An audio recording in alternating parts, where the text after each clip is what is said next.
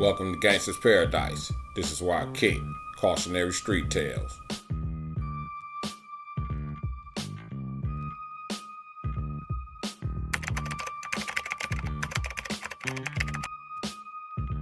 Click that like button, click that subscribe button, and click that little bell. That way you can get notifications for whenever I drop a documentary. Keep it up with YouTube guidelines. I am not here to encourage folks to join gangs, cliques, mobs, or crews, but this is a fair warning if you choose to cross that line. Go over to teespring.com and purchase GP merch. I appreciate the support. Click the link in the description and start trading crypto. You will receive $25 for signing up. Welcome to Gangsta's Paradise. Thank you for checking out this show. Mad salute to San Jose, California. Salute to subscriber Maurice Abdul. Thank you for checking out the content. Just get with me if you want to revise that story we were talking about in the comments section. Just send me an email and we can connect on the phone from there. I would like to hear your perspective on what was going on back then. Mad salute to Columbus, Ohio and the short north. Y'all been showing mad love. And again, you guys want to revise that story or add on to the story, just get with me and we can get that done. One love to Columbus, Ohio. Gangsta's Paradise exclusive membership coming soon. This is for real supporters of GP. We spend a lot of hours into these projects, and of course we want to raise funds while we putting these projects together and giving y'all good content. So I will be releasing exclusive content to members and real supporters of the show.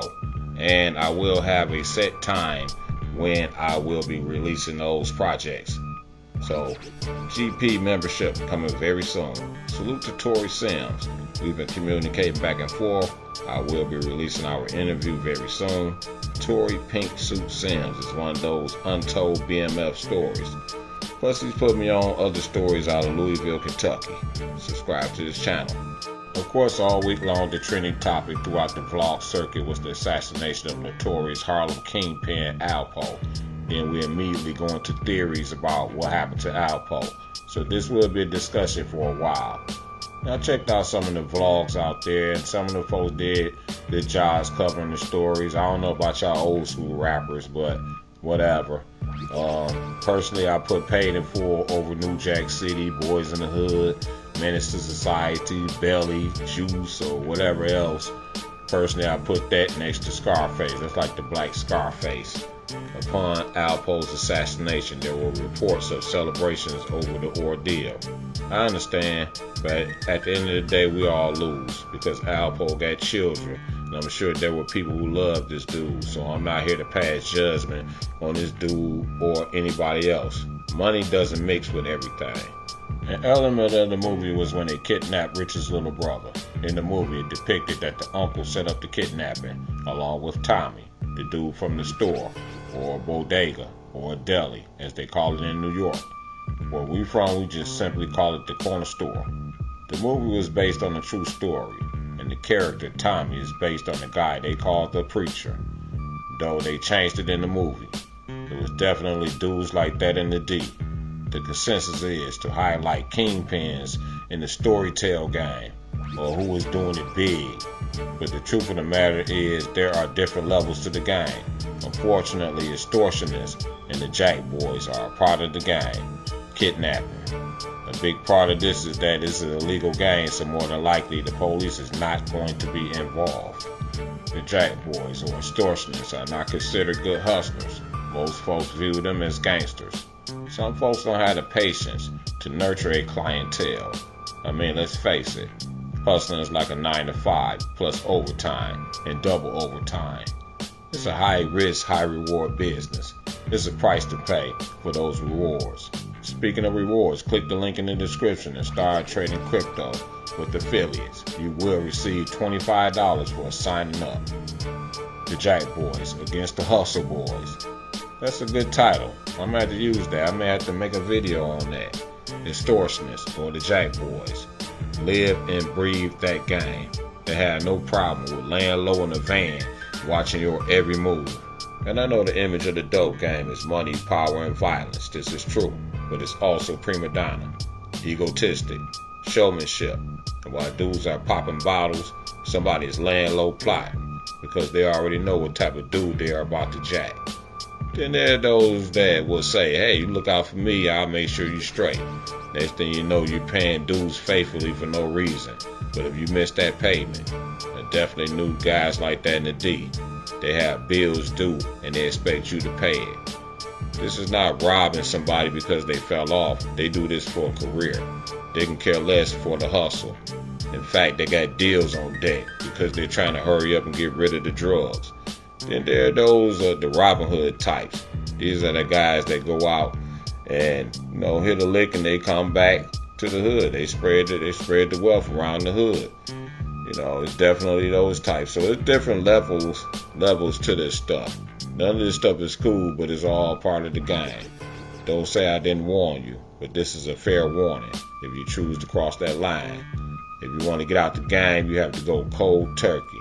You can't stop by the homie's house and tell him you quit. There may be some repercussions behind that. So be careful with that. Anybody can sell you out, including family. It was real hatred towards Rich from his uncle to pull this type of move. Preacher, aka Clarence Heatley, or the Preacher Crew. Preacher was raised in Harlem, New York, and gained notoriety in the Bronx and the Harlem boroughs. I love visiting New York. There is nothing like that New York skyline. I stayed in Brooklyn for a while as a child. My sister was born in Brooklyn. Been to all the boroughs. Had a chance to go see Monique in concert at the famous Apollo Theater.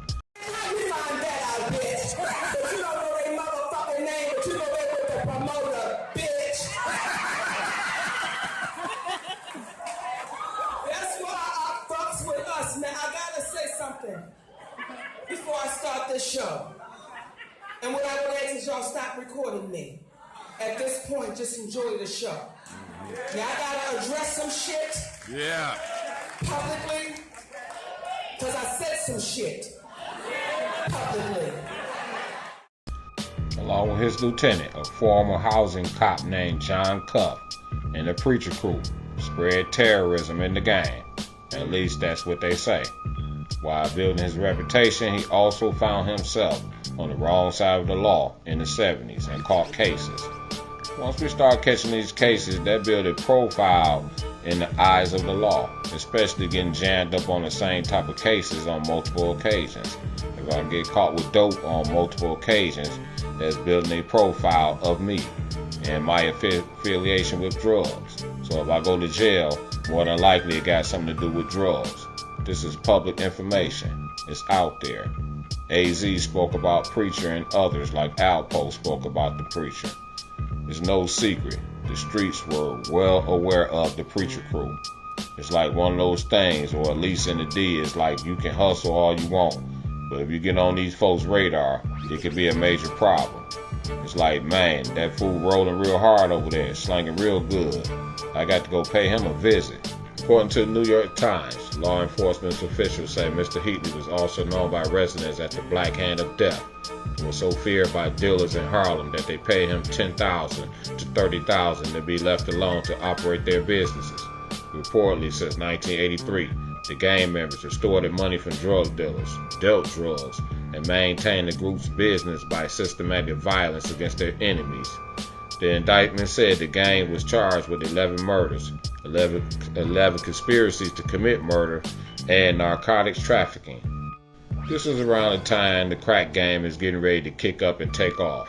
Richard Porter, born in Harlem, started hustling at the age of 12, who went on to become legend in the borough. In the movie, Mitch was getting work from AZ, but in real life they say he was getting work from a guy named Fritz and other connects.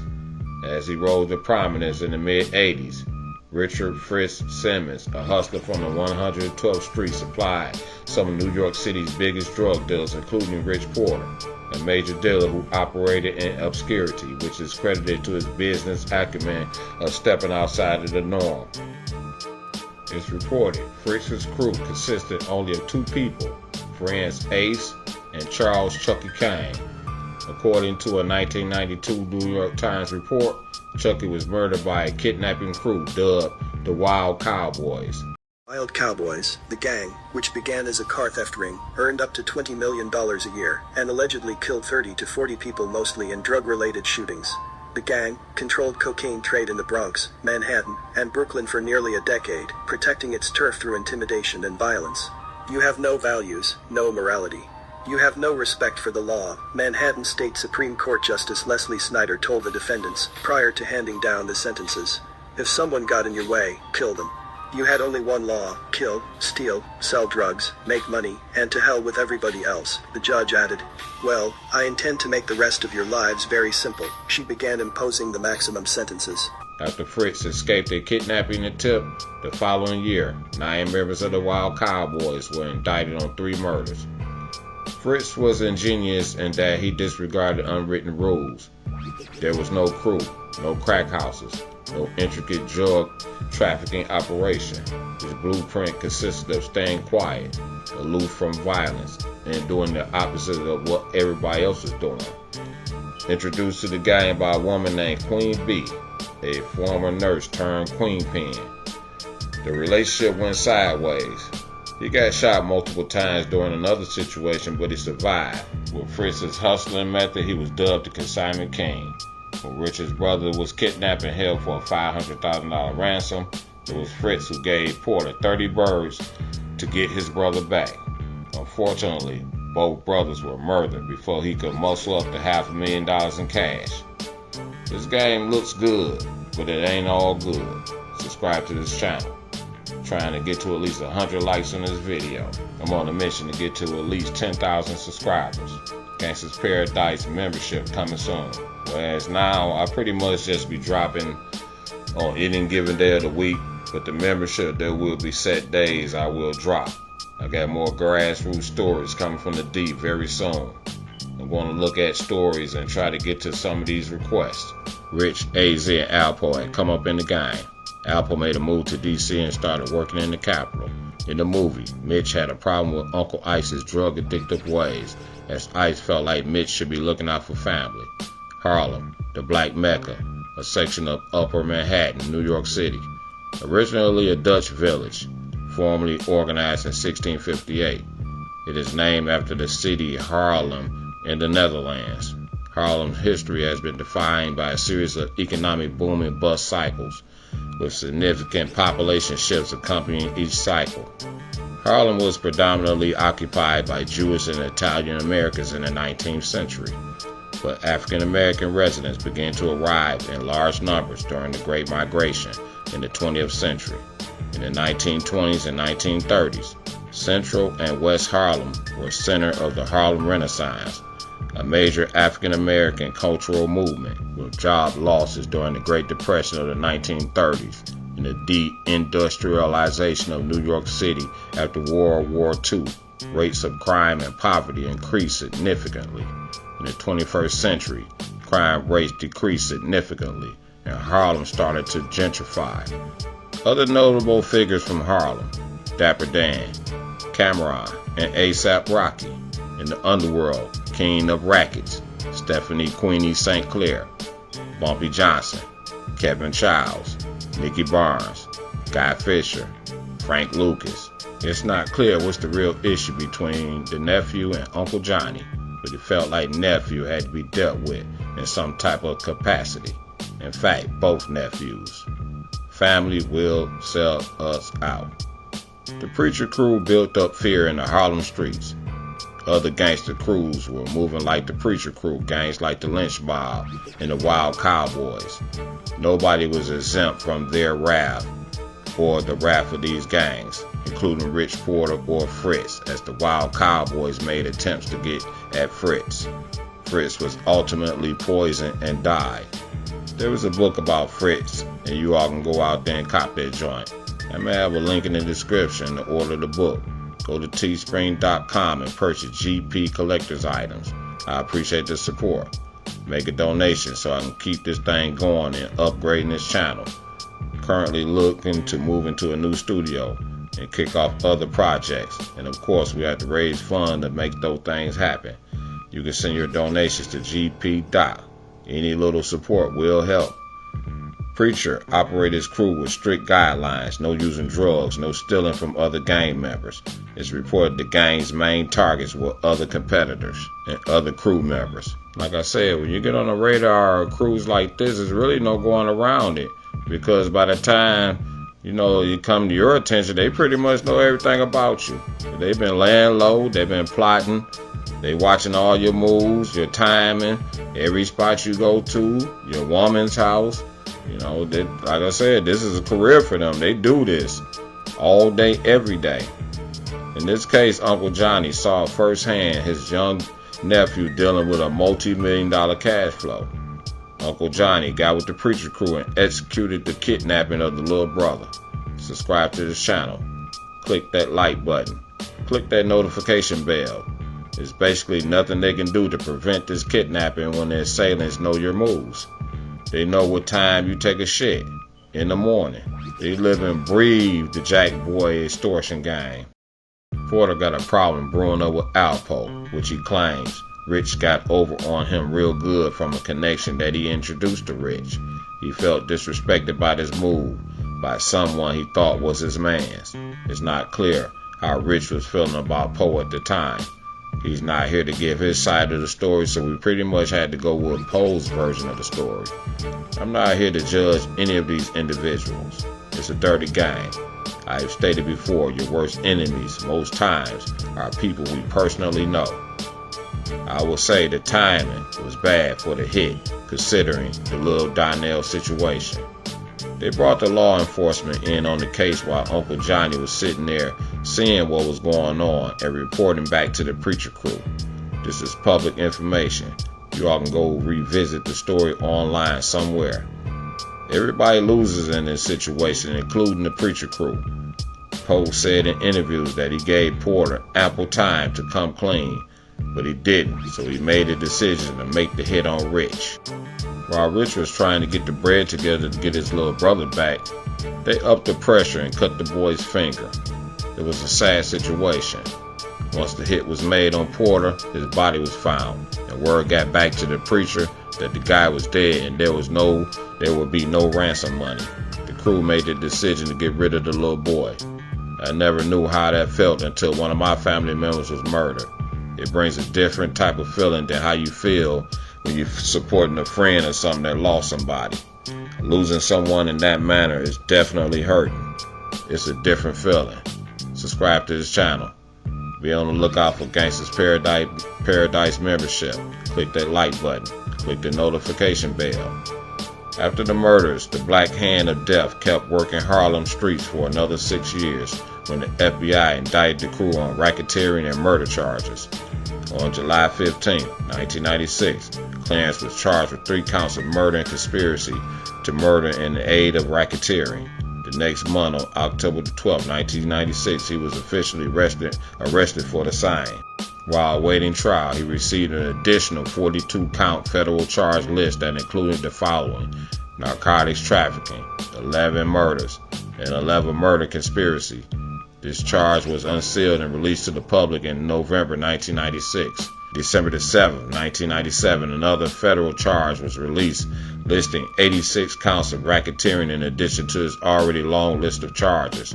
At the time that he was charged, the government had recently unveiled their drug kingpin law, which allows the prosecuting attorney or government to ask for the death penalty in a case like this one. They did indeed charge Heatley with the drug kingpin law. He was the first to be caught under this act. Then Clarence pleaded guilty in February 1999 to racketeering and murder conspiracy and connected with 13 drug-related homicides. He pleaded guilty to murders, but it said the gang committed around 45 murders. I'm not here to make this gang look bad, but Uncle Alpo is the worst of the kind. Subscribe to this channel. This is Gangsta's Paradise. One love.